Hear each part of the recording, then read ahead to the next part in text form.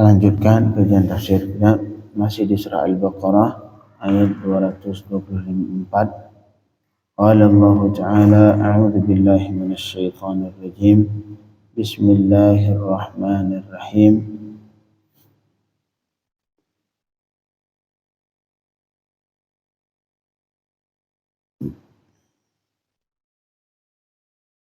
ولا تجعلوا الله عرضة لأيمانكم أن تبروا وتتقوا وتصلحوا بين الناس والله سميع عليم.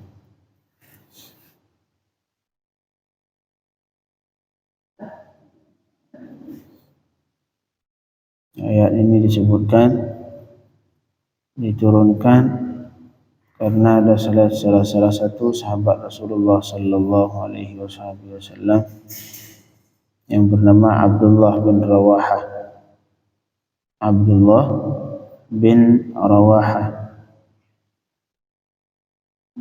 Beliau punya ada sedikit permasalahan, mungkin berbeda pendapat dengan Nu'man bin Bashir. Dan mungkin ada sedikit sengketa berdua ini, Abdullah bin Rawahah dan Sayyidina Nu'man bin Bashir. Kemudian ini Abdullah bin Rawahah bersumpah untuk tidak berhubungan lagi. Kadang-kadang kita sering, udahlah saya bersumpah demi Allah enggak mau lagi berhubungan, enggak mau ngomong lagi sama dia, enggak mau ngobrol sama dia. Jadi memutuskan hubungan, bersumpah untuk memutuskan hubungan. Jadi yang pada dasarnya hukum bersumpah, walaupun kita sudah bersumpah, kemudian kita melihat ada yang lebih baik dari isi sumpah, yang afdal, kita batalkan sumpah. Misalkan kita dulu pernah berkata, saking keselnya ke seseorang, misalkan dia mengganggu kita, akhirnya kita bersumpah demi Allah saya enggak mau ngomong lagi sama dia. Tiba-tiba sekarang dia udah baik, Masya Allah, sudah ke masjid misalkan. Yang enggak mungkin kita biarkan dia, kita putuskan hubungan dengan dia. Ini sedangkan kita dulu sudah bersumpah. Ini dikatakan disunnahkan untuk membatalkan sumpah. Artinya ngomong langsung. Terus sumpah bagaimana Ustaz? Sumpah ntar bayar kafarah sumpah. Wa kafaratu it'amu 10 masakin min awsati ma tut'imuna ahlikum aw kiswatuhum aw tahriru raqabah faman lam yajid fasiyamu 3 ayyam. Itulah kafarah sumpah. Pilih itu antara yang pertama, antara kafaratu it'amu 10 masakin, ngasih makan 10 orang miskin, ataupun aukis watuhum, ataupun ngasih pakaian 10 orang miskin, ataupun memerdekakan budak. Pilih salah satu itu. Boleh ngasih makan, boleh ngasih pakaian, satu lagi boleh memerdekakan budak. Kalau tiga-tiganya tidak mampu, memerdekakan orang enggak mampu, uang enggak punya untuk beli pakaian, dan juga uang tidak punya untuk beli makanan, wa faman lam yastati' faman lam yajid fasiyamu 3 ayyam, puasa 3 hari. Dzalika kaffaratu aymanikum idza halaftum. Sumpah. Apabila kita melihat sesuatu yang lebih baik dari isi yang pernah kita bersumpah sebelumnya, lebih baik disunnahkan membatalkan sumpah, kemudian kita bayar kafarah sumpah. Nah, di sini Allah katakan wala taj'alullaha 'urdatan liaymanikum.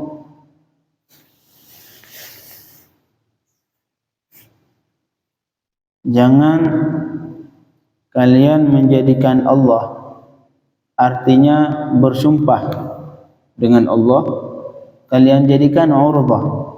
Urdah artinya alasan yang mencegah kalian di aimanikum untuk berbuat baik kalian.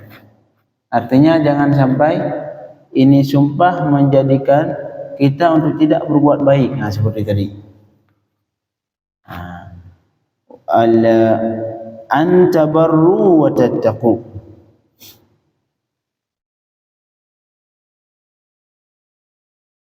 An tabarru wa tattaqu.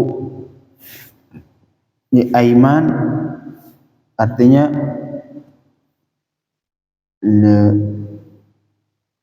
albir, af'al albir, itu arti aiman, ya berbuat baik. Jadi la taj'alullah, jangan engkau jadikan akan Allah, artinya sumpah dengan Allah, jangan dijadikan sebagai alasan, urdatan artinya illatan mani'ah, artinya alasan yang mencegah untuk berbuat baik. Jangan. Misalkan sumpah, pernah kita bersumpah sebelumnya, sekarang ini bagaimana kita, padahal ini perbuatan baik, tapi sebelumnya pernah kita bersumpah. Bagaimana solusinya, Ustaz? Kita tidak lakukan kebaikan ini, enggak lakukan. Terus sumpah bagaimana? Sumpah bayar kafarah. An tabarru,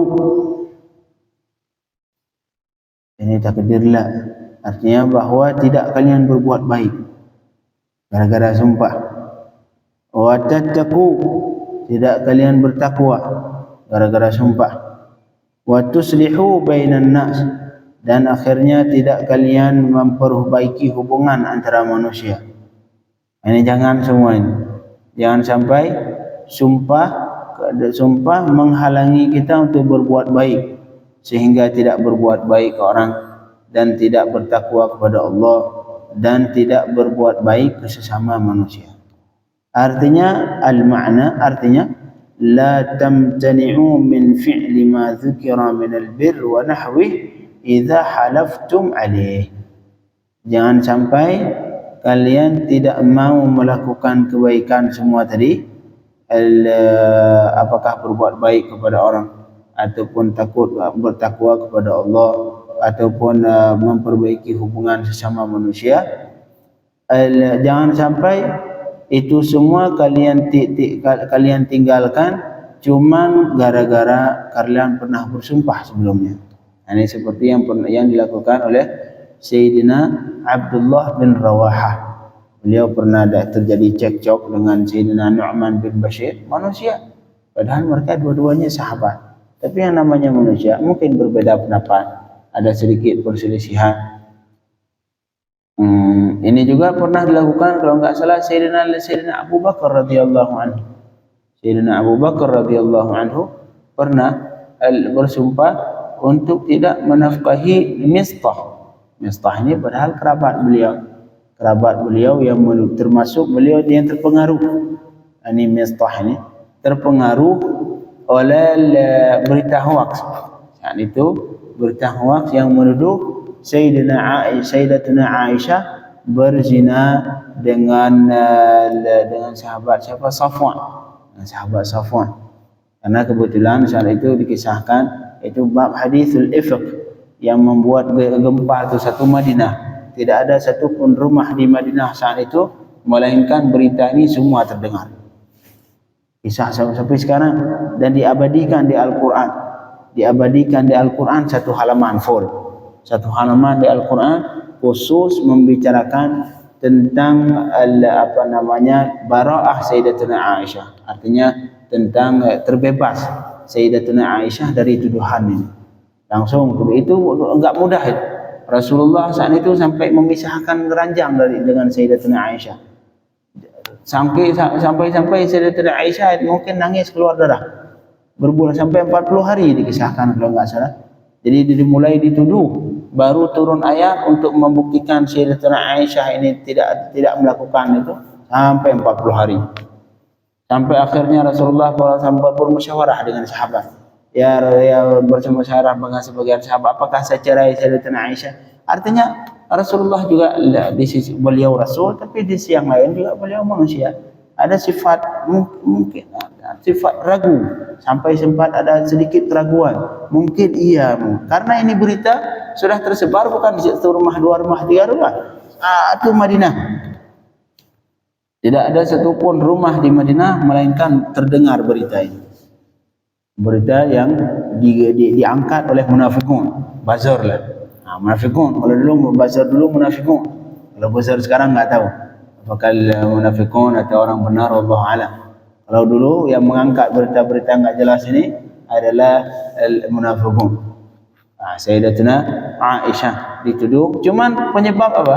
Penyebab cuma karena ketika pulang Sayyidatuna Aisyah, beliau punya kalung, pulang bersama Rasul dan sahabat, enggak tahu dari safar atau dari perang.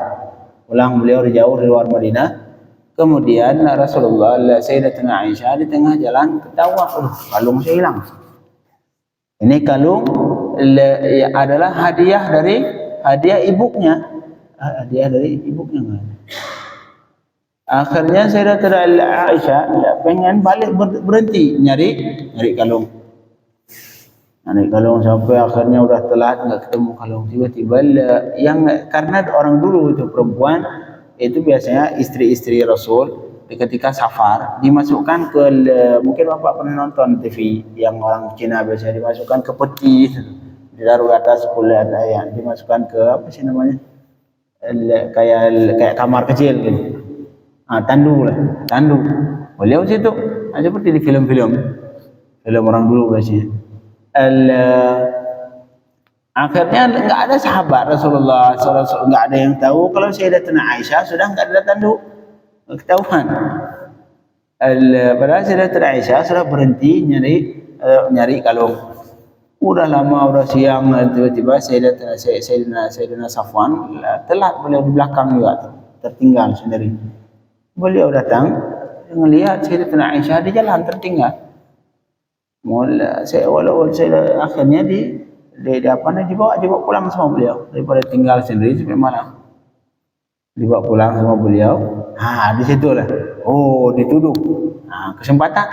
Kesempatan ketika Yahudi ini munafikun ketika melihat Sayyidatuna Aisyah bersama Safwan pulang berdua, langsung jadi mendapatkan kesempatan untuk merusak hubungan keluarga Rasulullah sallallahu alaihi wasallam. Akhirnya apa yang terjadi? Salah satu orang yang terpengaruh dari berita bohong ini adalah Sayyiduna Mistah. Padahal beliau kerabat Sayyidina Abu Bakar radhiyallahu anhu. Kemudian apa yang dilakukan? Setelah itu semua, setelah terbukti turun ayat, terbukti bahwa Sayyidatuna Aisyah langsung dibuktikan oleh Allah, diabadikan dalam Al-Quran sampai sekarang. Innal ladzina ja'u, kata Allah Subhanahu wa ta'ala, a'udzu billahi minasyaitonir rajim, innal ladzina ja'u bil ifki usbatun minkum la tahsabuhu syarran lakum bal huwa khairul lakum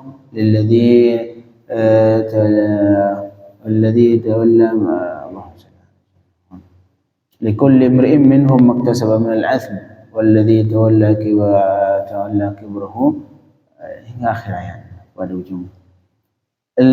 Artinya kembali ke cerita Sayyidina Mistah.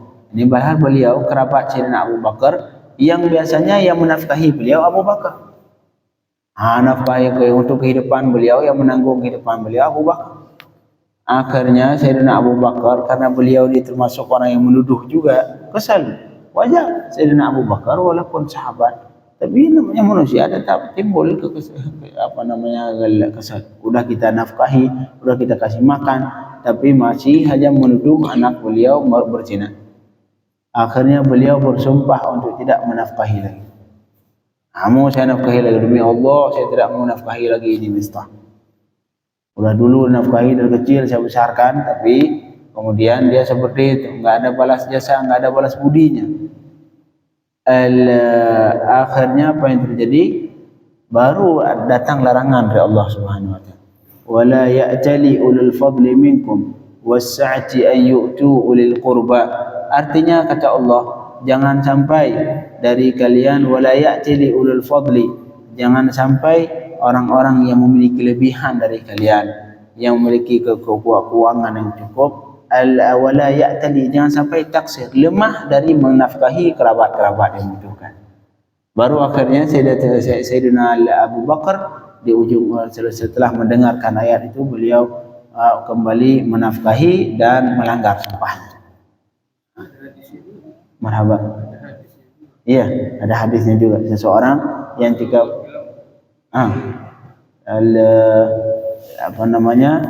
dianjurkan, disunnahkan, malahan hukum sumpah seperti itu. Apabila kita pernah bersumpah, kemudian kita dapatkan bahwa ada yang lebih baik dari isi sumpah, itu disunnahkan untuk membatalkan sumpah. Batalkan sumpah dengan melakukan perbuatan baik ini dan bayar kafarah. Nah, ini ayat ini. Jadi artinya la tamtani'u min fi'li ma dzukira min al-birr wa nahwi idza halaftum 'alaih. Jangan sampai kalian tidak mau melakukan kebaikan semua tadi cuman gara-gara kalian pernah bersumpah. Jangan. Jadi sumpah kalian kepada Allah jangan sampai menghalangi kalian dari berbuat baik. Artinya di sini sebenarnya kalau kita mau cek, itu sebenarnya sumpah kepada Allah, kita udah pakai nama Allah. Kalau kita melanggar sumpah, artinya kita merendahkan nama Allah. Pada dasarnya seperti itu. Makanya haram melanggar sumpah. Kita seseorang yang bersumpah, yang pada dasarnya haram melanggar sumpah. Karena itu dianggap merendahkan nama Allah Subhanahu wa taala. Tapi dalam hal ini Allah rela untuk direndahkan namanya untuk melakukan baik. Apalagi ini untuk berhubungan dengan manusia. Banyak hal Allah rela untuk tidak disempurnakan, tidak diberikan haknya supaya dengan tujuan untuk diberikan hak untuk manusia yang lain, untuk manusia. Misalkan kita lagi sholat. Pada dasarnya enggak boleh membatalkan salat, terutama salat fardu. Enggak boleh. Kalau salat sunnah boleh. Salat fardu enggak boleh batalnya. Tapi kalau tiba-tiba ada orang di depan mau ditabrak, mau jatuh ke sumur, itu saat itu wajib kita teriak dan bantu dia, wajib. Artinya dalam hal ini Allah rela menggugurkan haknya untuk membantu manusia. Ini sama. La taj'alullah, jangan sampai kalian jadikan Allah sebagai alasan untuk tidak berbuat baik. Nah, artinya walaupun sudah pernah bersumpah untuk tidak melakukan sebuah kebaikan, untuk tidak melakukan sesuatu, kemudian tiba-tiba ternyata yang kita bersumpah itu baik. Nah, ini hukumnya batalin sumpah. Batalin sumpah, lakukan yang baik, entar bayar kafarah. Nah, jadi la taj'alullaha 'urdatan li'aymanikum. Jangan engkau menjadikan Allah, artinya maksud di sini menjadikan sumpah dengan nama Allah. Jangan kalian jadikan sebagai alasan yang mencegah kalian untuk berbuat baik kalian. Sehingga antabarru, kalian berbuat baik dan kalian bertakwa dan kalian berbuat baiki hubungan antara manusia. Nah, ini jangan sama sekali sumpah menghalangi kalian dari itu semua. Terus bagaimana? Bal ituhu wa kaffiru.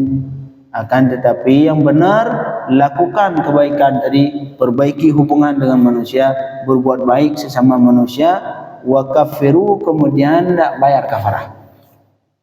Nah, ini yang benar.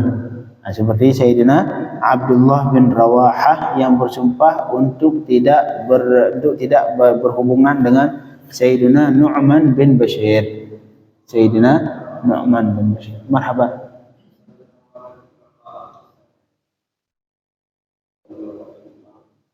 Fakaffaratu it'amu 'asharati masakin.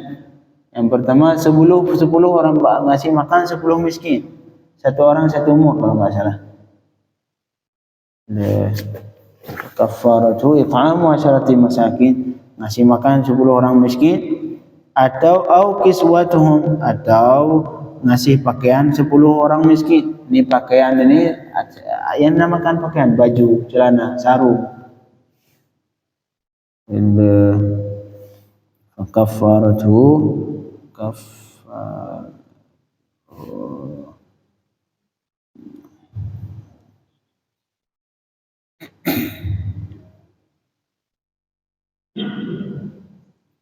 fakaffaratu likulli miskin mut'ah. Ngasih makan 10 orang miskin dari makanan pokok. Beras kalau kita sekarang. Untuk 10 orang miskin, setiap miskin 1 mud. 1 mud ini seukuran 1/4 zakat fitrah. Karena zakat fitrah itu 1 sa'. 1 sa' artinya 4 mud. 1 mud seukuran 1/4 zakat fitrah. Sekilo lah. Sekilo lebih kurang dikit. 9 on. Taruhlah sekilo. Per orang sekilo untuk 10 orang. Jadi orang miskin 10 orang ngasih per orang sekilo, 10 kilo. Beli beras 10 kilo, ngasih untuk 10 orang. Marhaba?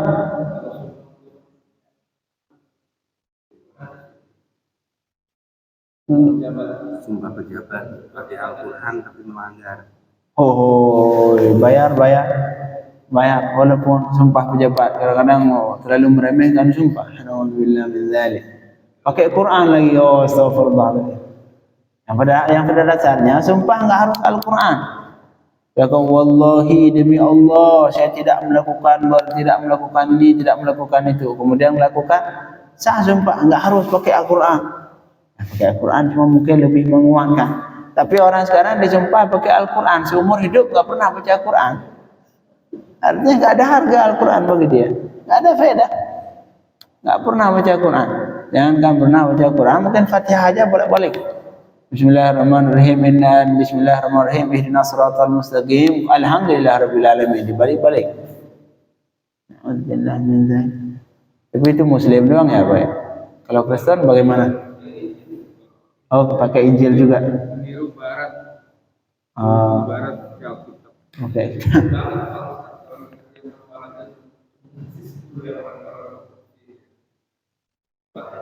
Jadi bukan kafarahnya Pak yang dilihat, dosanya. Jadi bukan jangan dianggap ketika bayar kafarah sedang enggak berdosa, tidak. Jadi yang pertama kafarah ini yang kedua setelah berdosa. Seseorang yang melanggar sumpah dosa. Nah, berdosa di situ. Antar kafarah juga lain. Dia tidak meninggal, tidak bayar kafarah, artinya dosa 2. Yang pertama dosa melanggar sumpah, yang kedua dosa tidak bayar kafarah. Nah, jadi bukan berarti enak dong Ustaz. Bayar kafarah doang 10 kilo. Orang enggak ada harga bagi pejabat.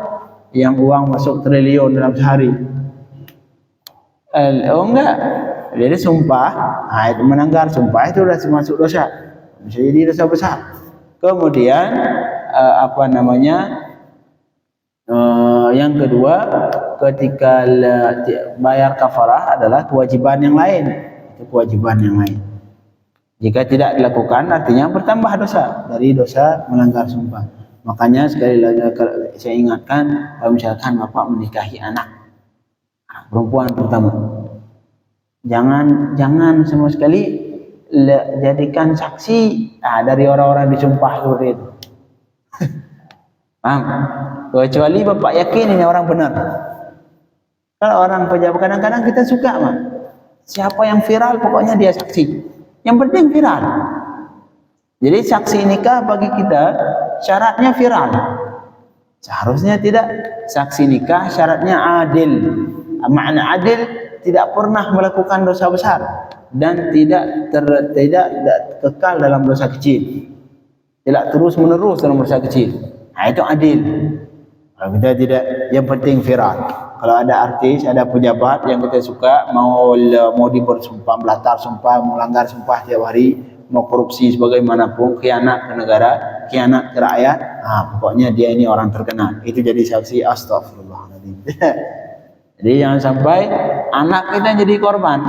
Ini perhatikan, jangan sampai menjadikan saksi nikah orang-orang yang agamanya kita nggak yakin. Salah satunya orang-orang yang melanggar sumpah tadi, yang disumpah pakai Al-Quran tapi kemudian melanggar. Jangan jadikan mereka sebagai saksi nikah. Masih banyak prakia yang baik-baik, yang salihin. Panggil mereka jadi saksi nikah. Jadi sekali lagi kafarat sumpah yang boleh milih antara 3. Dikasih pilih itu. Boleh ngasih makan 10 orang per orang sekitar sekilo. atau ngasih pakaian 10 orang, atau boleh juga ini cuma pilihan yang ketiga, tidak ada zaman sekarang, tidak ada, yaitu memerdekakan budak. Sekali lagi, wa tuslihu bainan nas, la taj'alullaha 'urdatan li aymanikum. Jangan kau jadikan Allah, artinya bersumpah dengan Allah, menjadi urdah. Urdah artinya illah, menjadi alasan yang mencegah kalian untuk berbuat baik. Berbuat baik, antabirru, yang pertama ialah berbuat baik sama manusia, wa tattaqu, dan kalian bertakwa. Di sini fatukrahul yamin ala dzalik, tidak boleh, jangan bersumpah untuk tidak melakukan kebaikan. Makanya jangan sumpah, jangan asal sumpah. Kadang-kadang kita sedikit-sedikit sumpah, wallah, demi Allah. Jangan, kalau melanggar batal, bayar kafarah. Jangan sering-sering memakai lafaz Allah, kecuali di tempat-tempat memang seharusnya untuk bersumpah.